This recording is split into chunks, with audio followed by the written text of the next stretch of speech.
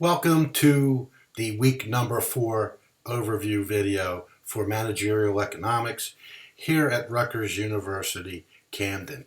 And in week 4, you will be taking the module number 1 test, which encompasses chapters 1 through 5.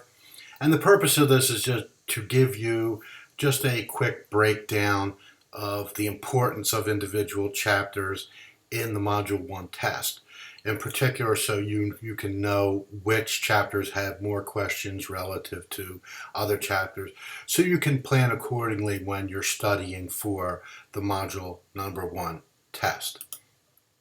So here is a distribution of the questions by chapter. You can see here that chapter 1 has 3 questions, which is 5% of the total number of questions on the test. So realize that the chapter 1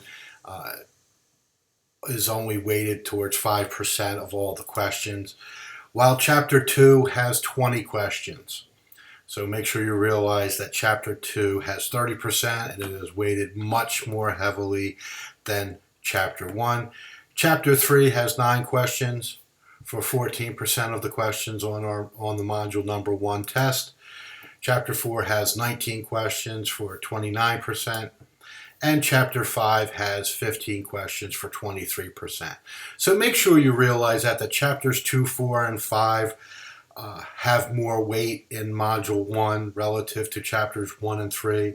Chapters 2, 4, and 5 have roughly 80% of the questions, while chapter 1 and 3 have roughly 20% of the questions. So make sure you're aware of this and you use this information to help guide you with your studies and how you can focus your studies better.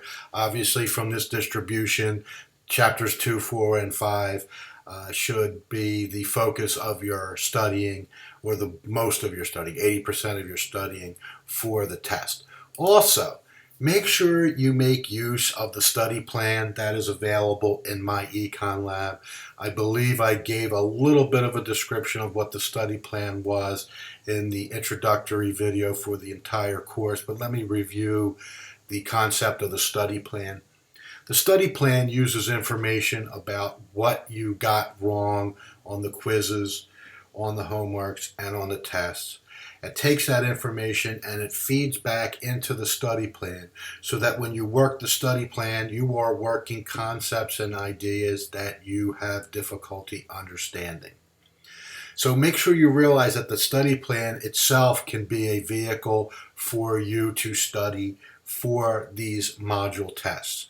In particular, I would suggest that students take their first attempt at the test during the earlier parts of the week. So let's say taking it on a Tuesday or a Wednesday. And what happens is you will get your grade, you'll get feedback on what you got right, what you got wrong, what the correct answers were.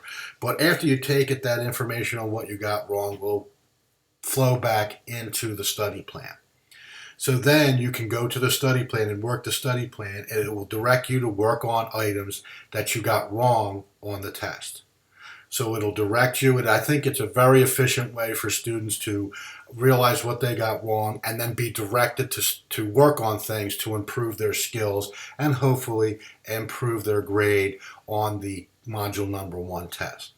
So make sure you avail yourself of that. Remember, you could take the test 3 times with it counting, with the highest grade counting towards your grade for the course.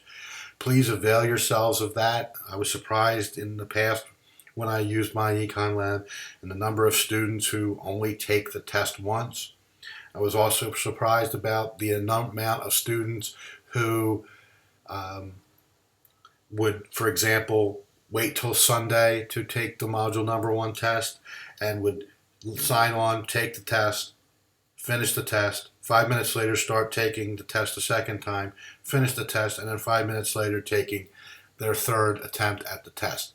If that's the strategy a student wants to take, just getting a higher grade by random chance, that's a strategy. I would not recommend doing that. I would actively use the study plan and use the iterative nature of the study plan to improve your knowledge and hopefully improve your performance on the test.